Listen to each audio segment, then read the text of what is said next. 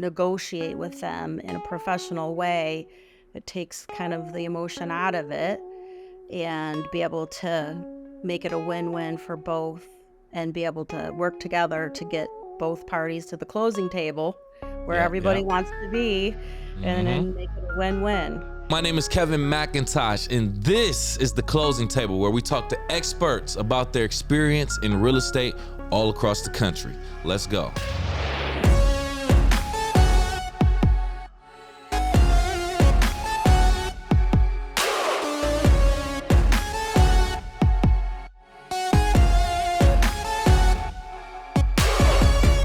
All right, welcome back to the Closing Table. I am your host, Kevin C. McIntosh. Joining us on this episode, ready to share her knowledge with us and you, we want to welcome Susan Marsh to the Closing Table. How are you, Susan? I'm doing great. Thanks for asking. Glad to be here. Absolutely. Thank you for accepting our invitation to be a guest, and thank you for taking time out of your busy schedule. We always like to acknowledge that first and foremost. And first and foremost, before we get to the business, let's talk about you as an individual. Susan, if you can, in 60 seconds or less, tell us who you are outside of real estate. Well, I'm a mom. That's my best job ever. I have a 22-year-old daughter. She's currently living out of state right now, working at Cedar Point, Ooh. and having fun doing that at an amusement park. And she's rooming with her friends. And so that's kind of who I am. I am a single mom, been a single mom for a while. I do have a significant other in my life and lots of friends and coworkers. I like to go out and enjoy friendships and be outdoors, walk, things like that. I live on Lake Tyrone in Fenton, and so boating is a big thing for us and enjoying the lake.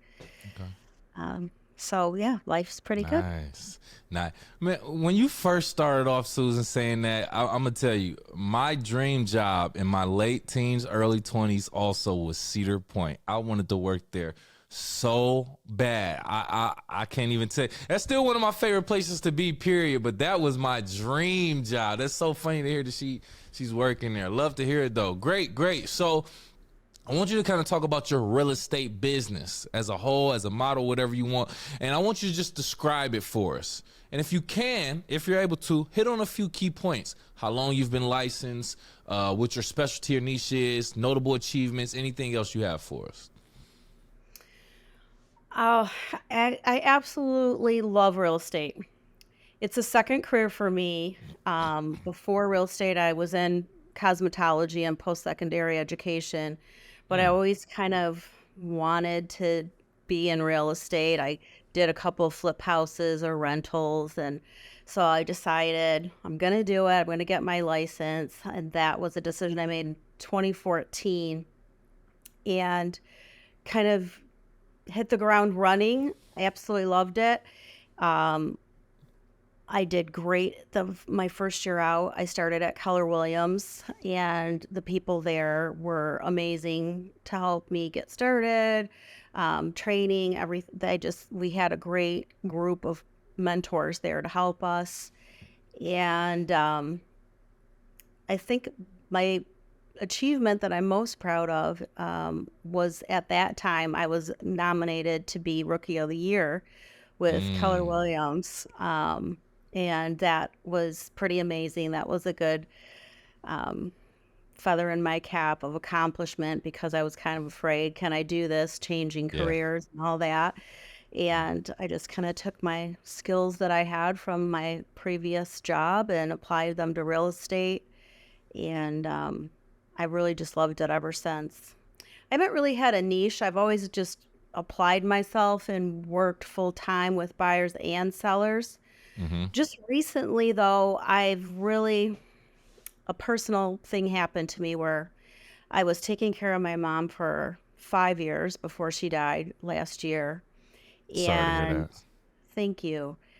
And during that time, I really my heart was calling me to help other people because this was all new to me. I've never had to be in charge of an estate, sell things off, you know, talk about, aftercare, things like that. My mom was kind of in and out of facilities. Mostly she lived with me, but in that time, I met a lot of families, and even my friends now are dealing with aging parents, and what we do. Yeah. How do we help them? So I'm really leaning towards keeping my business the way it is, working with past clients, buyers, sellers, referrals of all ages. But I'm kind of thinking that I'd want to move my business in that direction where I help elderly people, seniors, families that have elderly parents. What do you Yeah. do? How do I how do I transition? Where do I even start? And I had one of my past clients just recently have an estate sale person close to her, and her family named her as trustee. And then she was tasked to sell the house, clean out the house, have an estate sale, all that, deal with court, deal with probate. And she called Ooh. me and said, I don't even know where to start. So I think with baby boomers now getting older, their parents are getting older, we're all having to deal with these things, and it's going to be a big market. And I just kind of feel passionate about helping people get started. And with that, I've kind of connected with estate sale people, people that remove junk, stagers, Mm-hmm. people that work with the court process. And um, so I'm kind of building like a vendor group or networking partners that can help with that. So that's kind of a niche market that I'm looking at. But I get it. Yeah, I get it. And that's not the first time we've actually heard that here on the closing table. A guest kind of going to you. You may be like the second guest I've heard that kind of feels like they're going into that phase of life where your parents are getting older and they need certain care. They're either going to be in a facility or they're going to be in their own home, maybe be in your home, but they need certain care and things of that nature. They need certain accommodations. So I have heard of an agent who says, maybe this is my focus now. Maybe I need to go into this because there's a market for people who are also going through that. And with you going through that personally, you can relate on a completely different level than someone who just has that knowledge. You have that experience also. So yes, yes, yeah, it's a sad thing, but it's true. We all kind of get to a certain space where you don't necessarily think about certain people's situations until you get there. exactly. So if I can be of help and make it the process easier for families, I thought that's something that I would really want to do. Yeah, that's real respectable, real honorable. All right, cool. So I think we might have talked about this briefly, but let's just go through it real quick. I want you to describe your market. Twofold answers, right? One, geographically, just talk about it, describe it the best way you can for someone who may have never been there, what your market is known for, things to do, etc., whatever the case, and then go into maybe some data if you have some information regarding the pricing, your days of market, any information you have regarding your market. Okay, great. Yes, I personally live in Fenton. I just bought a house here on Lake Tyrone. Mm-hmm. My office is in Clarkston, so I'm kind of staying mostly in Oakland, Genesee, Livingston County.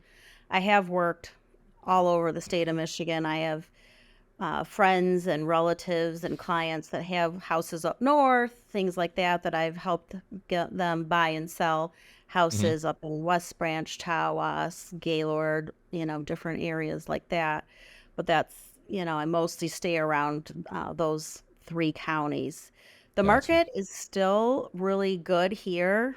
Houses are sitting on the market a little bit longer, but there's Mm-hmm. still, if the houses are priced well, um, and they're competitive in the market, we still have multiple offers on things, on certain Right. houses. Other houses are sitting a little bit longer, but it's calmed down, far as how it was last year and the year before, where Mm-hmm.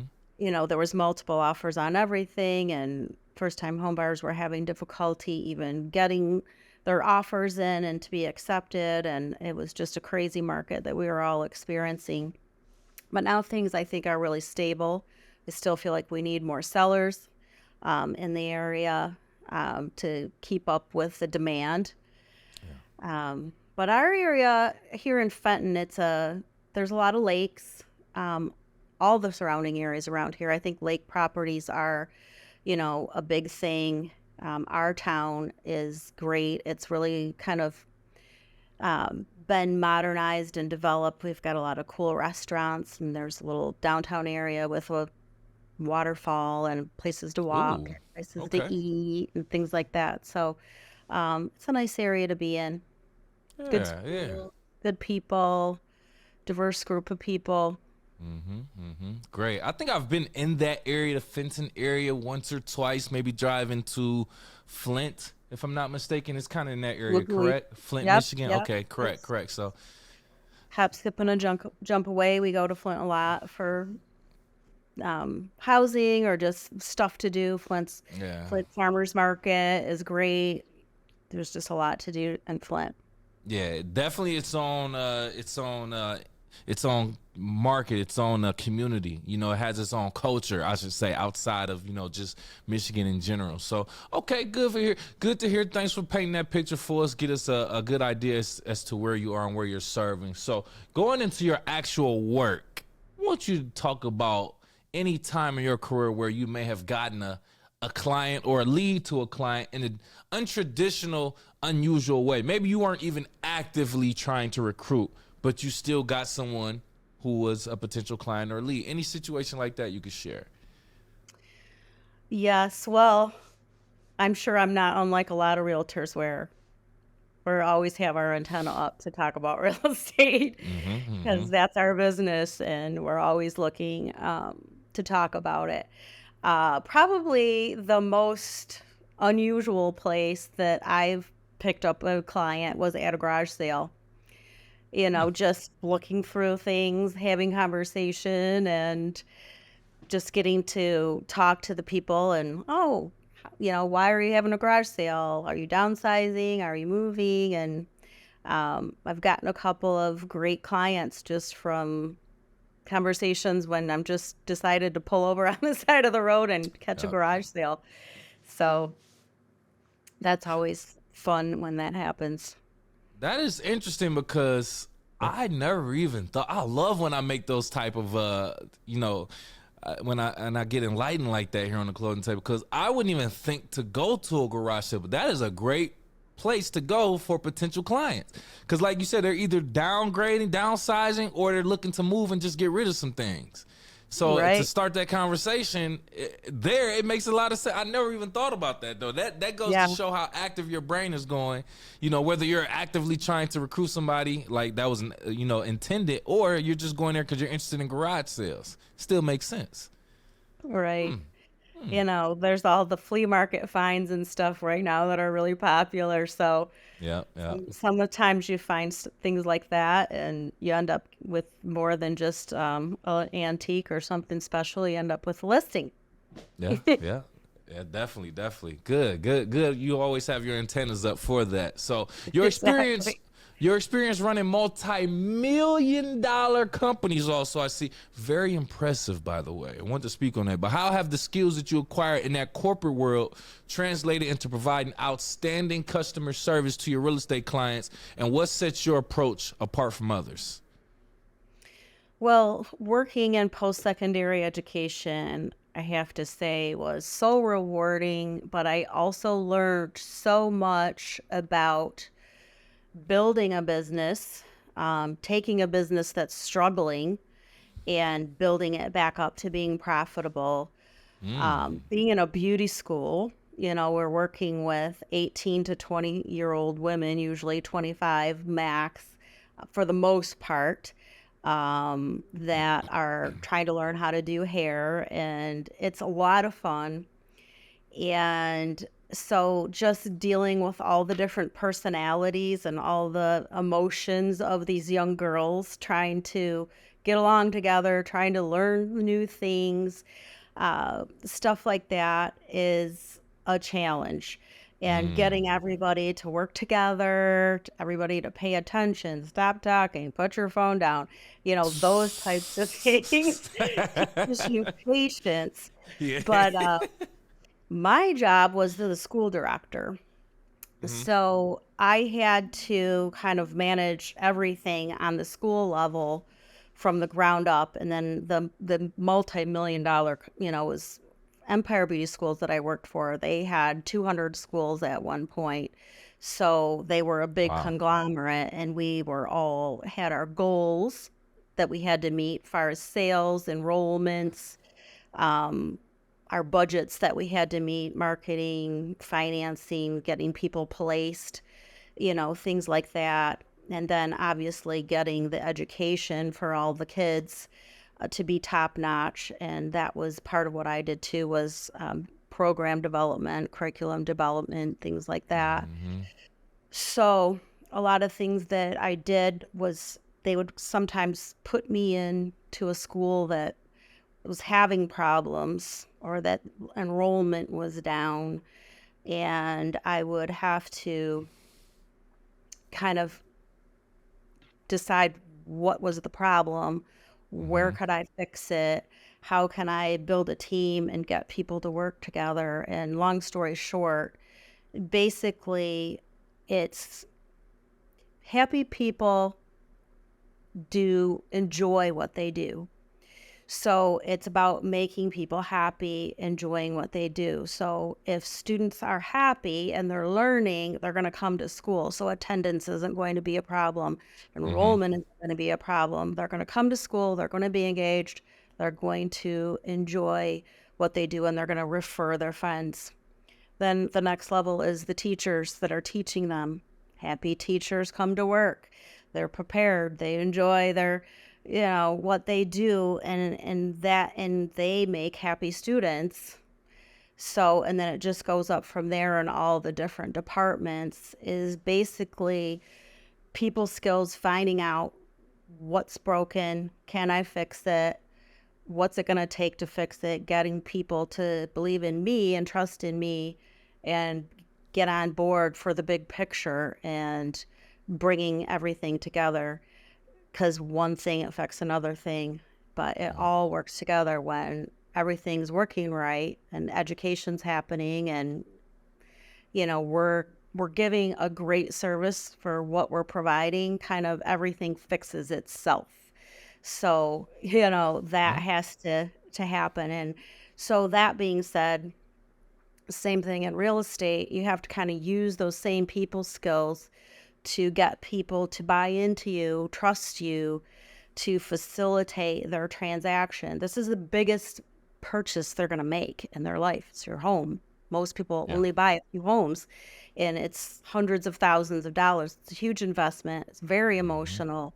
So Hmm. you have to be able to navigate through all that, find out what a person needs, what a person wants, what's important to them. And I know when I'm making a deal, I try to make it a win-win for the buyer and the seller. So if I have the buyer, I might ask the listing agent, what's the most important thing for your seller? Is it price? Is it turn? Is Mm. it occupancy?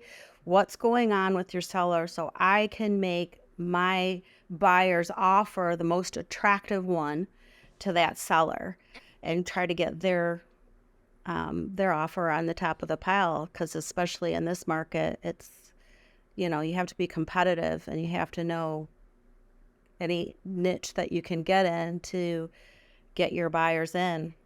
Same with the sellers. What's most important to them about their house?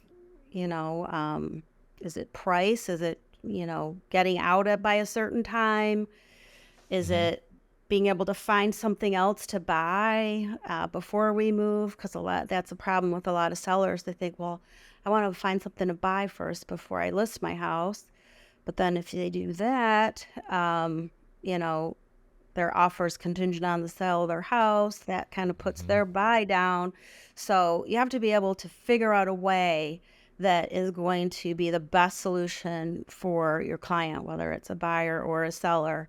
And then with working with other agents to be able to negotiate with them in a professional way, it takes kind of the emotion out of it, and be able to make it a win-win for both, and be able to work together to get both parties to the closing table where Yeah. everybody Yeah. wants to be, and Hmm. then make it a win-win.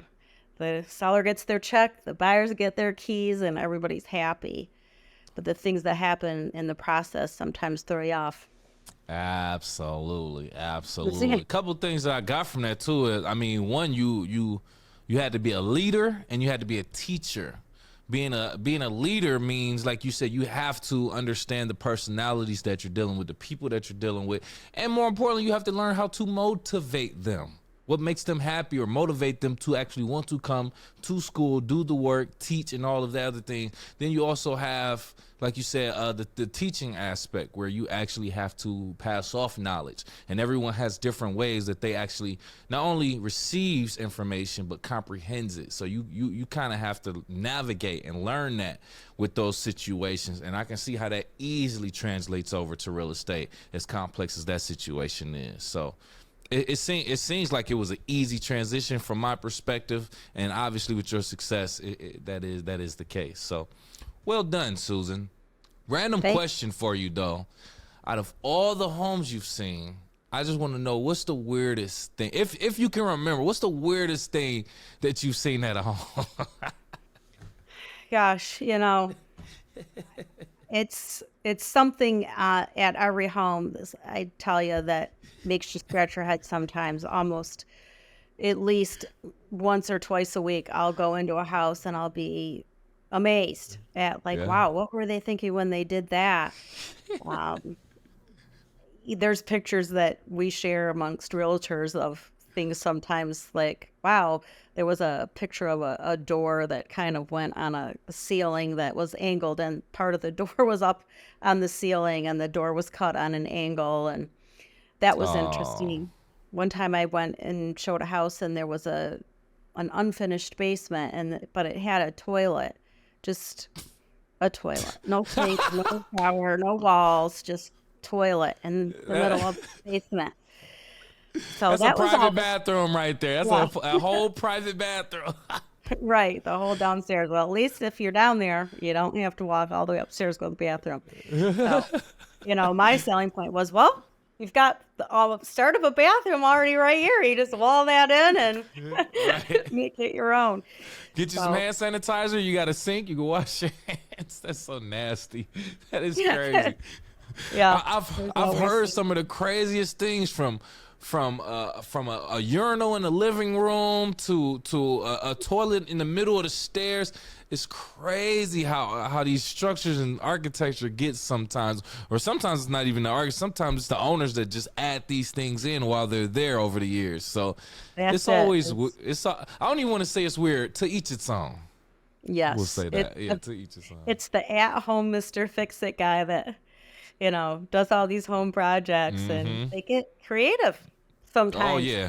Look at you, creative. That's a good word to use right there, for lack of better terms. Right.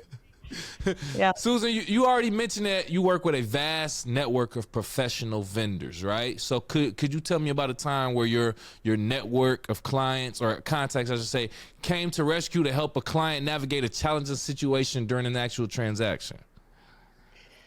Gosh, I have to say, my title person that I work with um, at Dream Title in Grand Blanc, Karen is the owner there, and she's become a good friend of mine. And she's just really one of the most intelligent. I always tell her, you're the smartest person I know. But she's saved me a couple times with probate issues, with just knowing what to do when I didn't know what to do. I could come Mm-hmm. to her and she's guided me through things. She's been a hero and, saved the day. She's actually taken over when the other title company wouldn't close because of a document that was needed. Kieran was able to get that document, have a power of attorney made up, have the other person be able to sign for this person as, their power of attorney just for that time. Just recently, I had a client sell her house and her son was out of the country, but his name was on the house. So we were Mm. able to, over internet and the, technology, we were able to get another power of attorney signed and be able to get it notarized from another country and back over here. in time for closing. But it's just having a knowledgeable person like that, that when I don't even know what to do, she's like, I got this. I got this. Yep. Also, the lender that I use has saved me so many times. She's actually helping save a deal right now because sometimes young buyers, they don't know the process of getting pre-approved and then getting to the closing table, and they get excited and they go buy things, or they change the way that, Oh. so yeah. So one of my clients bought a car in the whole process.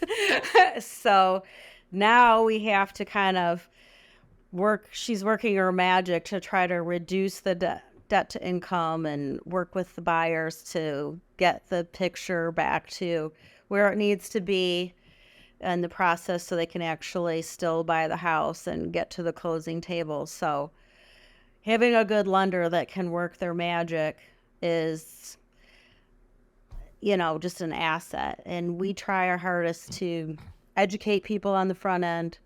I always tell people, when you get pre-approved, it's a snapshot of your life on that day. You work at this job, you have this much money in the bank, your credit score's this, your Mm-hmm. debt's this, and That's a good point. so that is the snapshot that needs to Mm-hmm. stay all the way till closing day. You can't even go buy furniture or anything because you get Don't even excited change about your new jobs. house. Nothing. Nothing can change Yep. until after closing. After closing, go on a shopping spree, go on Yeah. vacation, do whatever you want, celebrate. But right now, we got to stay in that little same picture as you had when you got pre-approved. Mm-hmm. So we try to educate buyers up front. So, That. because I've seen it happen where you can lose the house if something changes. Ooh. Yeah. Ugh, now that's an ugly situation. That Yes. also brings me to a follow up question. That those are some very challenging things to get through, right? Especially if you don't know what you're doing. Have those been one of the toughest obstacles that you've ever had to overcome in your career, or is there another situation that you would consider the toughest obstacle you had to overcome? I'd say a lot of, financing issues, or people that, have life changes during a sale. That is the hardest and toughest things because they kind of hit you and you're not expecting it. And then you have to, Oh yeah. find solutions. And that's where kind of not getting upset, keeping his head, keeping your head straight. Who can I call? What's the next best thing I can do? What's the Mm-hmm. next best decision I can make? What's the next best step I can take to navigate through this? And just kind of have a never say die mentality until there's just a brick wall that you can't get over. But those are the biggest challenges, is dealing with things that happen in life that you don't expect and how you're Of going to course. overcome them. Yeah. Especially Right. when you don't have any control over it. But I'm so glad that you put that in perspective because I didn't even think about it. You imagine you doing all this work for your client. You busting your butt, your tail behind the scenes, ironing out things that they don't even know is happening, but you straighten it out and you're trying to make this transaction as smooth as possible. You do everything right. But the client goes out and does something financially irresponsible to tear all your work up. I couldn't even imagine. I didn't even think about that. Like, you could do everything right as an agent, but then your client goes out and do something, and it can make the whole thing fall.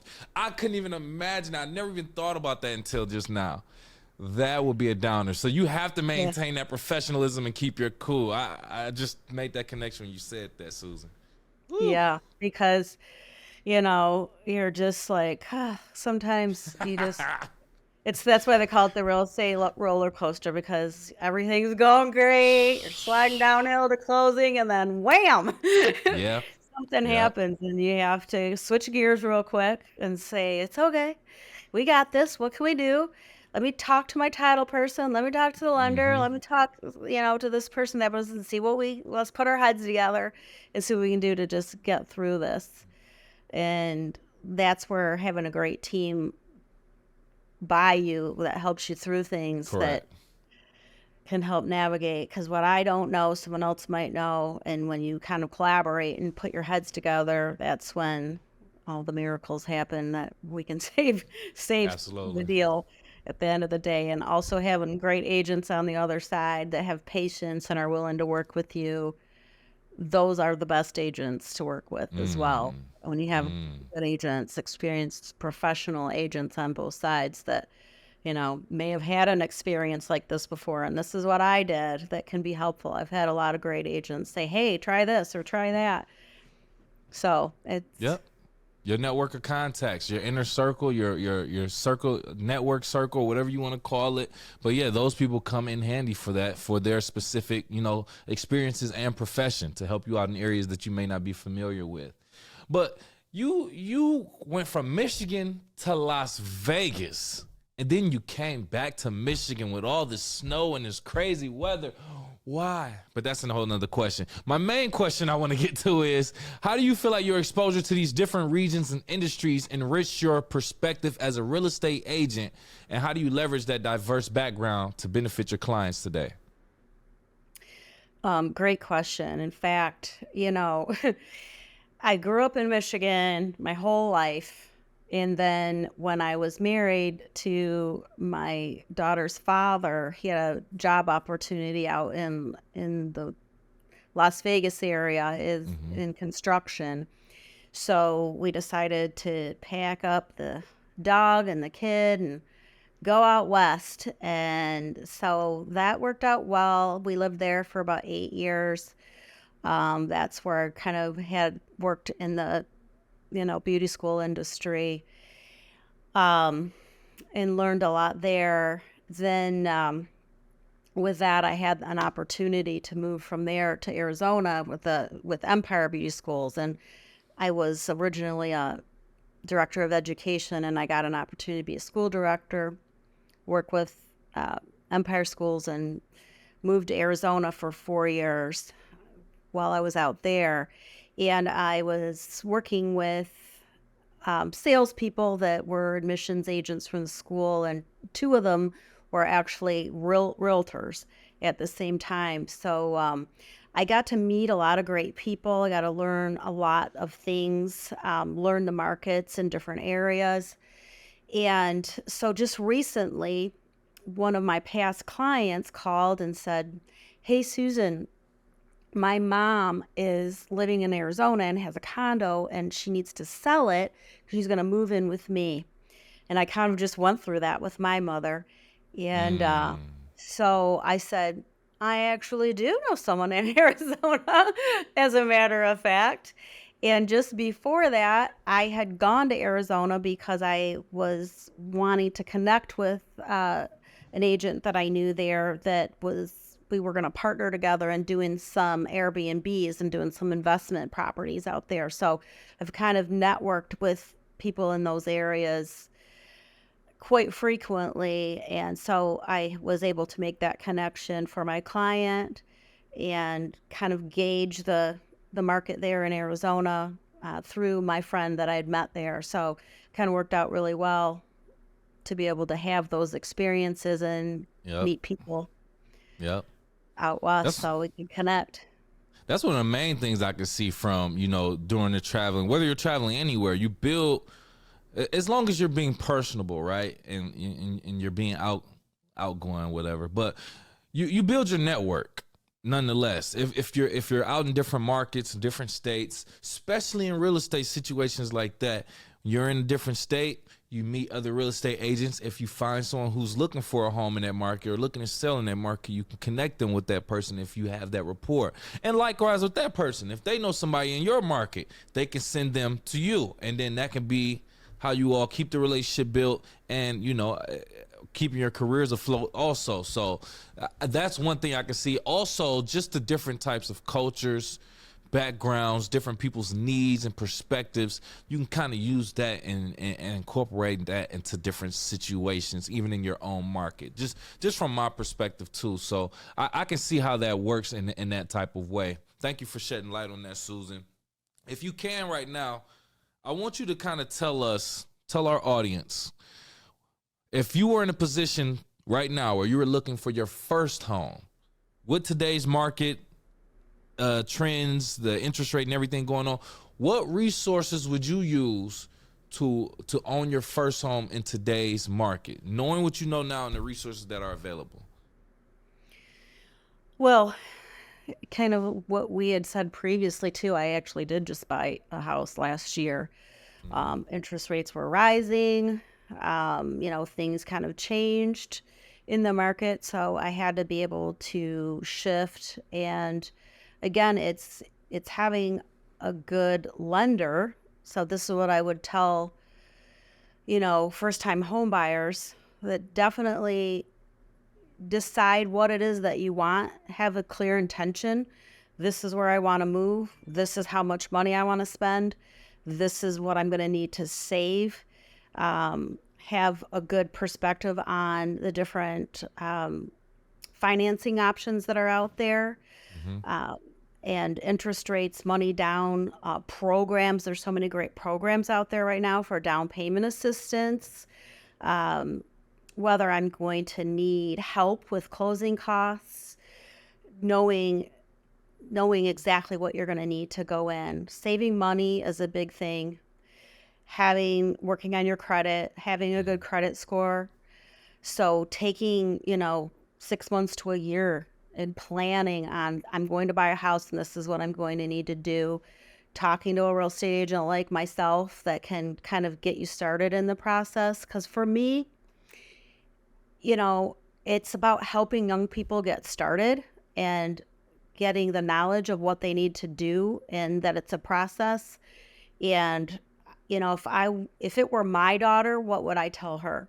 Right. So I would want her to start out in the best possible scenario.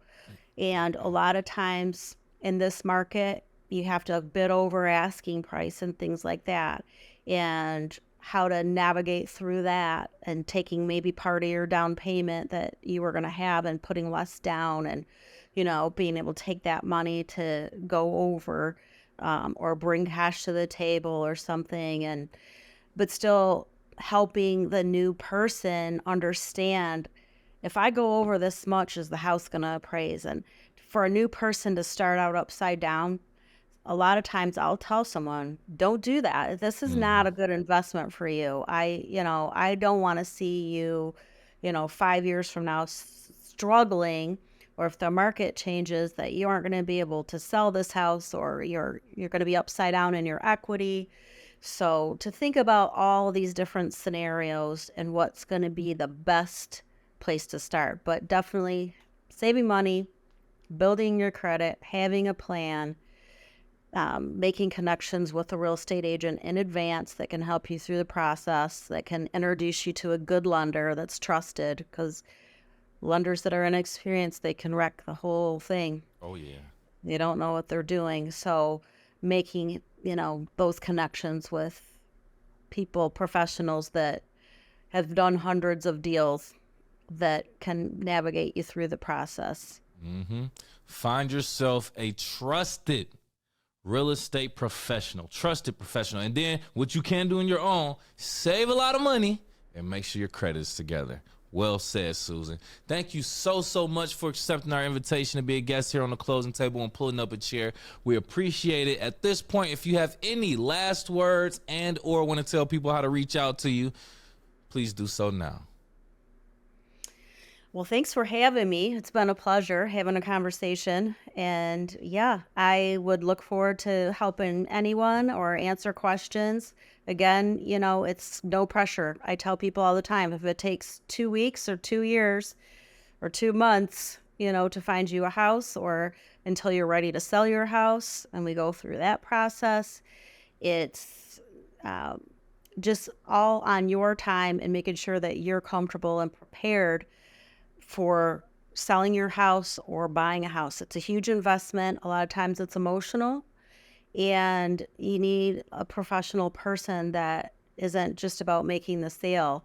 I Just like in my last career, I'd rather have a client that comes to my salon for the next 10, 20 years than have one sale and they never come back. Where am I? I want to build my business from doing a great job and have people want to refer me to their friends and their relatives and as someone that they trust to take care of the people that they love. So you can get a hold of me at Brookstone Realtors. You can go on my website at MichiganDreamProperties.com or Susan Sells MichiganAbbreviated.com. You can call me on my cell phone at 248-390-5869 and look me up. You can look me up on Facebook, Susan Marsh on Facebook, and you can get a hold of me any one of those ways. I'm always here to talk. Absolutely. Thank you again so much, Susan. We appreciate you. And for our YouTube audience watching right now, do us both a favor and hit the like button, please. And thank you. Make sure you also share the content and subscribe to our channel. And if you are listening on Apple, Spotify, any other podcast platform, please do the same. Give us a like, give us a 5-star rating, and subscribe for our latest content. Susan, I'm going to leave our audience with a question before they leave the chat because I like to get their brains going. So this is for you, audience. Does it matter how many years experience your real estate agent have? If so, how many years do you prefer for them to have? Don't tell us now. Leave it in the comments below. Besides that, we'll talk to you next time.